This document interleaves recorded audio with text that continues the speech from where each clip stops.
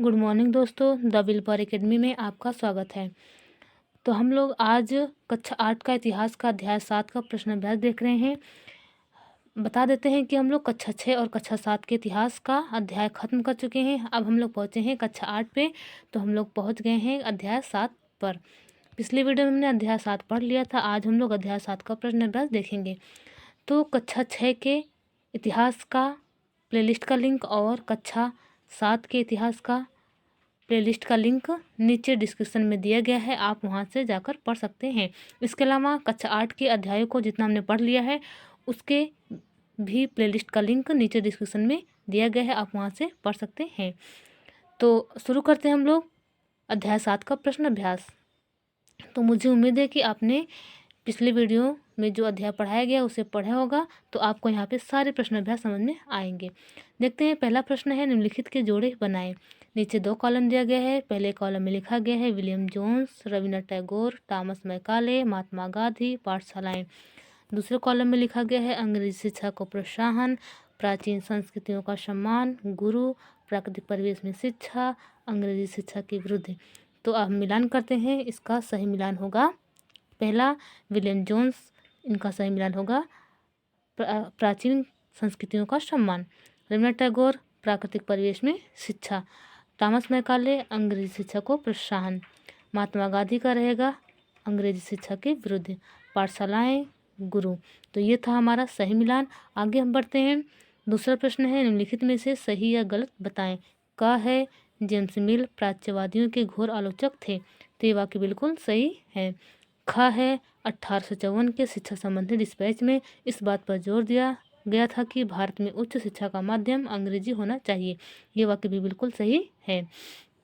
गा है महात्मा गांधी मानते थे कि साक्षरता बढ़ाना ही शिक्षा का सबसे महत्वपूर्ण उद्देश्य है, तो ये वाक्य बिल्कुल गलत है। महात्मा गांधी शिक्षा के साथ साथ हस्तकौशल शिक्षा का भी महत्व देते थे। घ है रविन्द्रनाथ टैगोर को लगता था कि बच्चों पर सख्त अनुशासन होना चाहिए, ये वाक्य बिल्कुल गलत है। जबकि हमने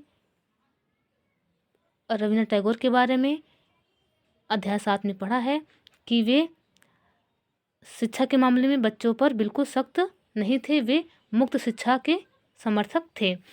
आगे हम देखते हैं, आइए विचार करें। तीसरा प्रश्न है विलियम जोन्स को भारतीय इतिहास, दर्शन और कानून का अध्ययन क्यों जरूरी दिखाई देता था।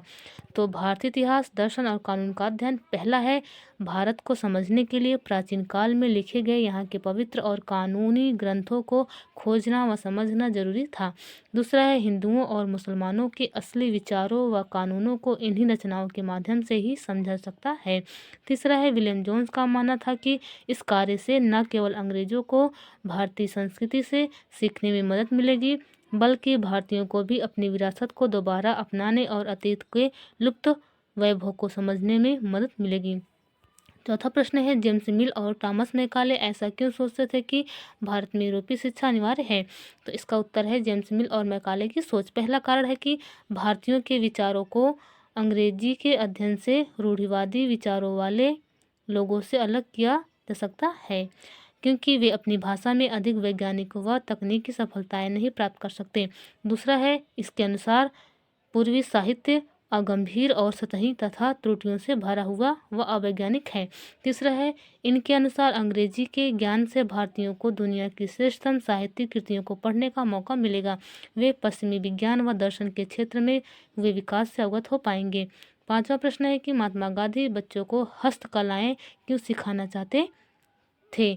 तो बच्चों को हस्तकलाएं सिखाना चाहते थे क्योंकि पश्चिमी शिक्षा मौखिक ज्ञान के स्थान पर केवल पढ़ने और लिखने पर केंद्रित है, उसमें पाठ्यपुस्तक पर जोर दिया जाता है और जीवन अनुभवों तथा व्यवहारिक ज्ञान की उपेक्षा की जाती है।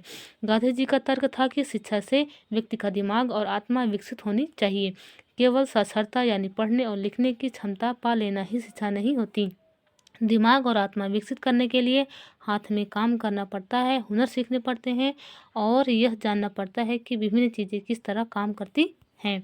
छठवां प्रश्न है, यह हमारा लास्ट प्रश्न रहेगा। तो देखते हैं महात्मा गांधी ऐसा क्यों सोचते थे कि अंग्रेजी शिक्षा ने भारतीयों को गुलाम बना लिया है। तो भारतीयों को गुलाम बनाना, पहला कारण है कि औपनिवेशिक शिक्षा ने भारतीयों के मस्तिष्क में हीनता का भाव पैदा कर दिया है। यहाँ के लोग पश्चिमी सभ्यता को श्रेष्ठतर मानने लगे हैं। अपनी संस्कृति के प्रति उनका गौरव भाव नष्ट हो गया है। दूसरा कारण है कि पश्चिमी शिक्षा में विष भरा है, यह पापपूर्ण है।